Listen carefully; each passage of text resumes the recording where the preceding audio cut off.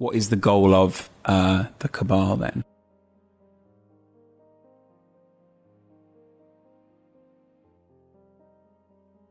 What is the goal of the cabal then? That's a very good question, and it's a very, very relevant question, especially for the young people watching this.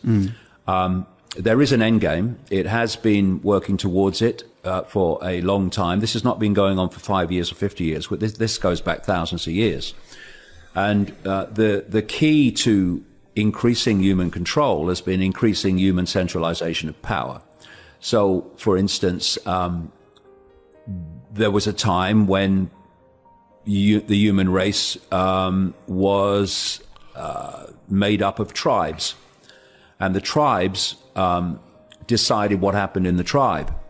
Then there came a big change when lots of tribes came together under what were called nations, and then a few people at the center of the nation were now dictating to all the former tribes that made up that nation.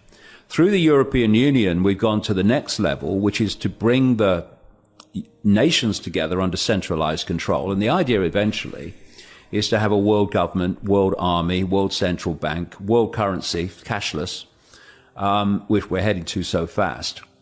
And underpinning that structure of centralized global control is complete control of human perception. And it's happening in front of our eyes. Why would someone want that? Well, I mean, why does Stalin want to control Russia with a rod of iron? Because they're frickin' mad. They're psychopaths. And there's a thing called the hair test. It's a list of traits, and if you have enough of them, you're a psychopath officially. And the top trait of a psychopath is lack of empathy.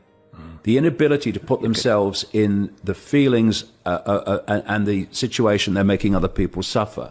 And when you remove empathy, all limits go. Right. We're back to 9/11.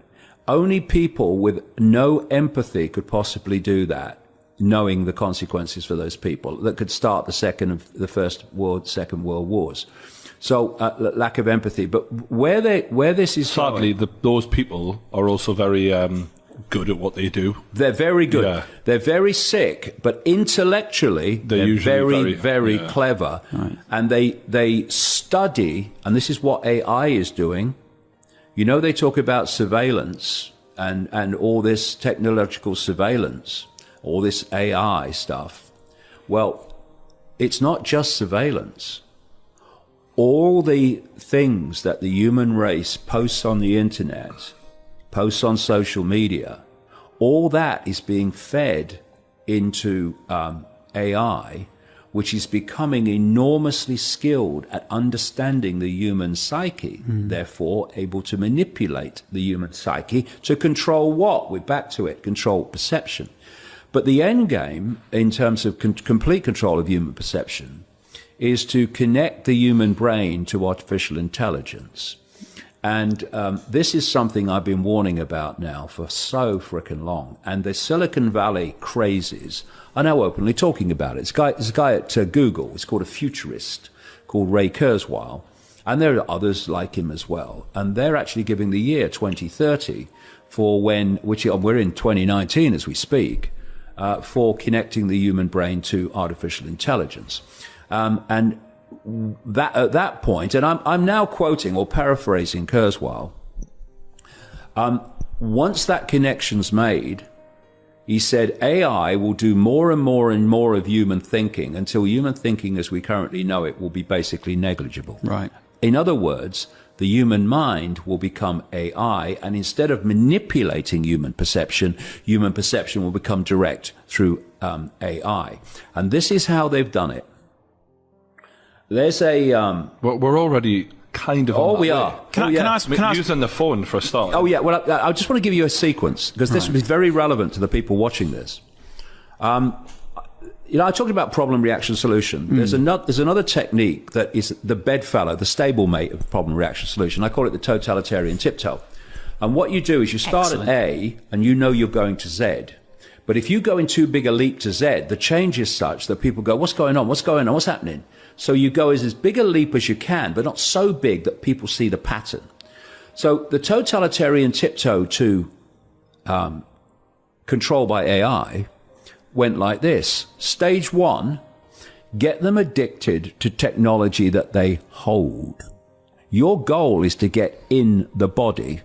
So first of all, stage 1, you get them addicted to technology they hold. So we had this explosion of the smartphone era. And even before that, you could say, I mean, even calculators, that kind of thing, Tamagotchis. Well, if you want technology that goes inside someone, I know a few devices. Well, you bloody would. Yeah, but believe me, they're not addicted in the same way. No. That is interesting, though. So that's stage 1, and that's achieved. Right. Vast numbers of people are absolutely addicted to technology they hold.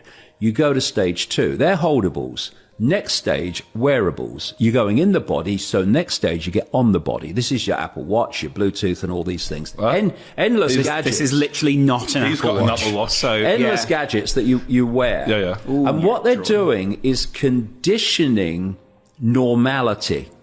They're making these things normal. And I'll tell you something about these office assistants in a minute about that too. And then these AI bloody Barbie dolls they're giving out for kids and stuff like that. So then you go to the next stage, small soldiers, which is inside the body, which is internal chipping, which I've been saying was the plan since about 1992. Elon Musk is sort of big into that, Oh, isn't he? don't talk to me about him. Not a fan? No. I really want to hear what you think about Elon Musk Here the Tesla comes is a lovely out car. and says that AI could be the end of the human race. On that he's right. And then he opens a frickin' company called Neuralink to connect the human brain to computers. Yeah. I mean, talk me through that. And Sort of Overton window sense of the only way that they are going to connect everyone to AI, no matter where they are in the world, is by having every inch of the planet covered with Wi-Fi, the cloud. This is what Kurzweil says, that the human brain is going to be connected to the cloud. So the cloud has to be global. And they are putting thousands and thousands of satellites up in orbit. Musk, one of the major ones through his company SpaceX, to beam Wi-Fi at the planet so no one can escape from it. And are you of the belief that this 5G thing is something to worry about? Massively. 5G is ramping up this whole, what they call smart grid. Do you notice how everything today is called smart? Mm-hmm. Everything called smart is part of a smart grid, and part of that smart grid is connecting AI to the human brain. So everything is connected by is controlled by AI, and whoever controls AI controls everything. And from one central point, when this grid is up and running and it's being put into place more and more every day all over the world, whoever controls that central point controls not only everything technologically, controls the human mind. And see how fast things move. I remember some books ago, not that long ago really, I was warning about the plan for something called the Internet of Things, where everything is connected to the Internet. Now, already billions of things are connected to the Internet. Everything's connected to AI and the Internet. The Internet, by the way, was made possible thanks to an organization called DARPA, which is the technological development arm of the Pentagon. And if I called DARPA evil, I would be fearful of evil suing me for defamation of character, to be honest. That's how bad it is, right?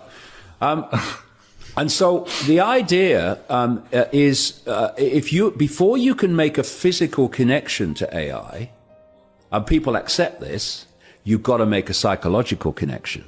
And what they're doing, because it's all a psychological game, the few cannot control billions unless they control the psyche of the billions. It's a very, very important psychological manipulation technique. It's called preemptive programming. Okay, this is how it works. You are here, you want to go there. That society is so dramatically different to this one, you're gonna face a response against it. You want to do what? So what you do is you fill the movies and the programs with storylines and scenes and portrayals of that world. And so what you're doing, and you look at the movies that have come out in the last like 10, 15, 20 years about this whole world of technology and robots and AI and all that stuff. Anything with Will Smith in, pretty much. Yeah, and what do you call it? The one with Tom Cruise in. Oh, yeah, Minority Report. Yeah, Minority Report, yeah. Mission Impossible 2 was excellent. Yes, and what you're doing is you're preparing the subconscious, particularly the subconscious, conscious as well, to become familiar with the world you want to take people into. Over the window. So as the world is brought in for real, that familiarity is going to lessen the resistance to it because there's a familiarity about it. about They're going to do it, David. If they make it easier to get laid for men, that is the Tinder via microchip. That's it. Do you know the worry is, David? You're laughing. He's totally serious. No, I'm telling you now, if there's one way you'll get men to go along with this, is if you make it easier to get women. Guaranteed. And I shouldn't be saying this because I'm giving them ideas. Yeah. But I've said it now. To be fair, Brian, if you've had the idea, I think they've had the idea. Can I just very quickly, just to finish this point? Yeah. You got to get people familiar with AI and interacting with it as if it's human. Part of life, isn't it? As if it's human. And that's what the office assistants are for. Some people have one in every bloody room I've come across. Yeah. They're interacting with them as if the AI... Is that like Alexa and stuff? Yeah, all that stuff. Yeah. As if the AI voice is human, and then you've got the Barbie dolls and these other Remember toys. Rocky? He had the little thing that swept the floor up for him. Sylvester Stallone in Rocky. Yeah. Yeah. I mean, they're everywhere. And we're now. talking like early 90s, and even it was in the movies then. Do you know when you interact? Do you interact with any of these things? Have you actually? No, I haven't got any. You've not dabbled at all. No, not at all. Does it? Why? Because it scares you, or No, just because I don't want them. I don't need them. So, see, the thing is that when people become addicted to something like technology, they think they need it, but they don't necessarily need it. I mean, I don't carry a smartphone. I have one at home, which comes out about once every 6 months. It's a 3G one. When I have to be somewhere and contacted, and there's no way they're contacting me, and what I say is, okay, I'll call you from a landline, and I find a landline. That's as much as I use it, maybe 3 or 4 times a year for one small amount of times. Apart from that, I don't use that kind of technology. I think it's healthier. Yeah, but what it's doing, it's creating, especially with the kids and these AI-connected Barbie dolls and stuff, it's making them familiar with AI to the point where they perceive it as human. And once they've got that acceptance and that interaction, then when they move into connected to here, you're going to have far less resistance because it's not the, oh my God, kind of reaction. There's no shock there. It's no shock. It's become part of life by then. And that's why they're targeting the kids now, because they are going to be the adults 2030 when they really want this to come in full blown.